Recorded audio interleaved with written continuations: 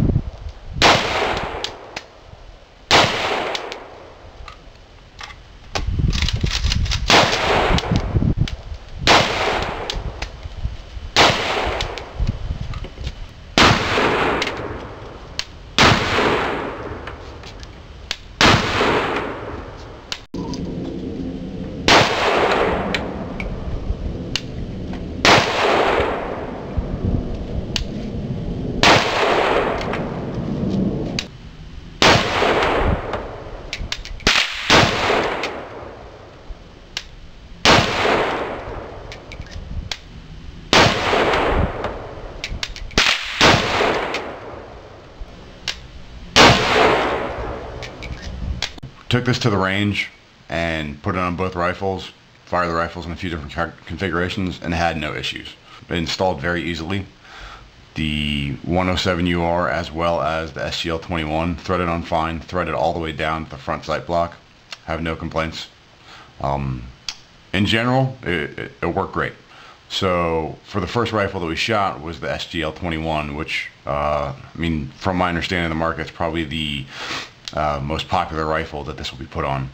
From the casual observer, so I had a few friends watching as I was shooting, as well as from my perspective, the best flash hider was obviously the birdcage as well as this one.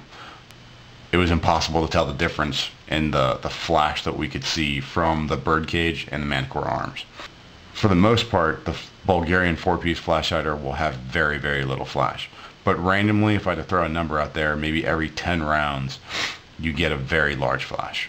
The Manticore Arms obviously reduced the amount of flash coming out of the rifle compared to with the SL107 UR naked.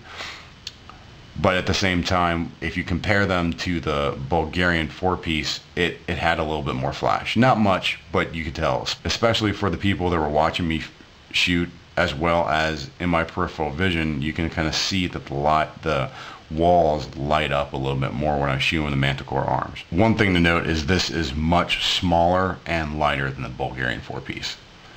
Now, if someone was running a 107 UR or type rifle with no flash hider or no muzzle brake or no booster, I would say this would be a great improvement.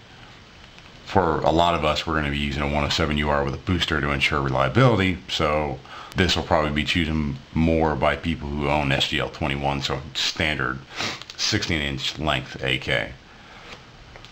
So this, I would say, is its main competitor. From the naked eye, you couldn't tell the difference between the flash. Even though the videos weren't, I'm staring at them, I couldn't tell the difference between the flash. The Manticore Arms is obviously smaller than the Birdcage, and it is also much lighter. I don't have a scale, but other people have already weighed it. That sums up the majority of my review. The only thing I have left to do is just give thanks to everyone. So thanks to Sven for sending this out to me. Thanks for Mad Dog for letting me borrow the Birdcage flash hider. Thanks to my buddies for helping me set everything up at the range and letting me borrow an SGL21. And that's it. Thanks, and stay safe.